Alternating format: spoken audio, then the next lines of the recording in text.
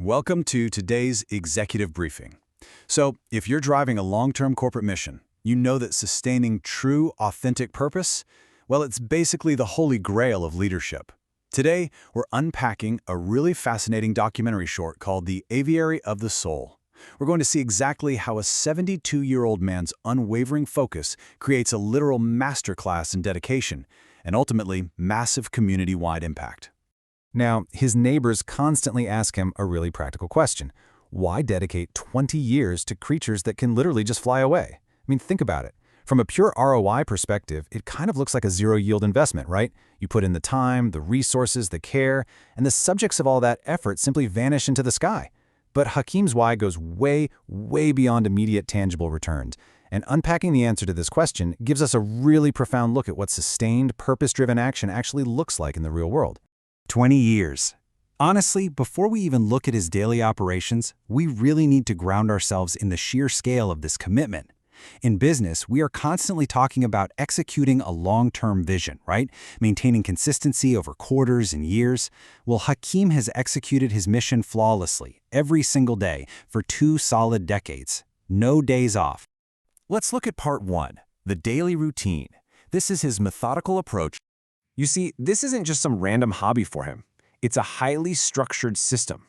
Step 1, a pre-sunrise walk to a quiet park, carrying just a small bag of seeds.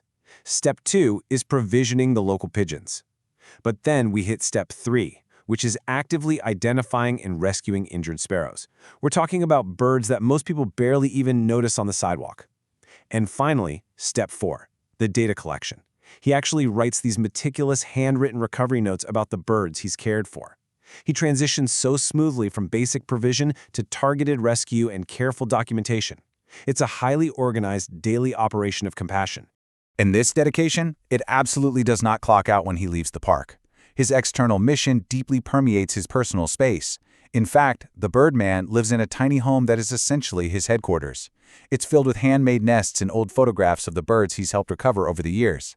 He's literally turned his personal living area into a living archive, a constant visual reminder of his successful outcomes and his ongoing mission. Moving on to part 2, a remedy for loneliness, the emotional catalyst. So the strategic driver behind this whole 2-decade operation was actually born from profound loss. Years ago, following the tragic death of his wife, Hakeem struggled with incredibly deep loneliness. But then, a major intervention point occurred.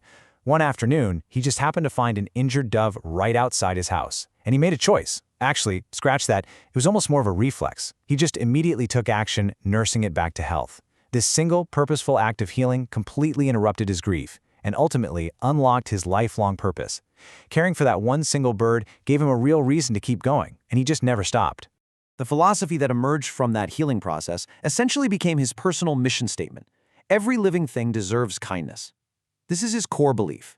It's the fundamental law that drives his hyper-focus on creatures the rest of the world totally ignores. Think about it. When a guiding principle is this absolute, it effortlessly dictates your daily decision-making and your long-term strategy. Which brings us to part 3, inspiring the community. Let's look at the ripple effect.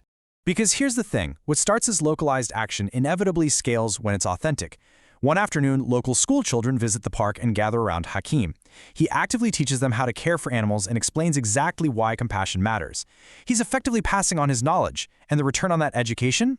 Well, those inspired children actually take the initiative. They go out and build their own bird feeders and plant trees around their school. His singular focus built an expanding, tangible infrastructure created entirely by the next generation. Now that is the true power of shared knowledge and leading by example. Finally, part 4, the true meaning. We're talking about the internalized return. At the end of a long operational day, as the sun sets, Hakeem just stands there and watches the last birds fly into the sky, disappearing beyond the trees, and he simply smiles. It's this incredibly peaceful, profound culmination of his daily work. And the kicker? He expects absolutely nothing from them in return. It's quite literally a zero-expectation investment that pays all its dividends internally. His final reflection reveals the true ROI of his mission. He says, "People think I feed birds, but the truth is, they have fed my soul." You know, we spend so much of our time analyzing outputs in external deliverables, but Hakeem's consistency proves that dedicated acts of service actually sustain the leader just as much as the organization. So as you review your own deliverables today, I want to leave you with this question. What is the work you are doing right now that is quietly, fundamentally feeding your own soul?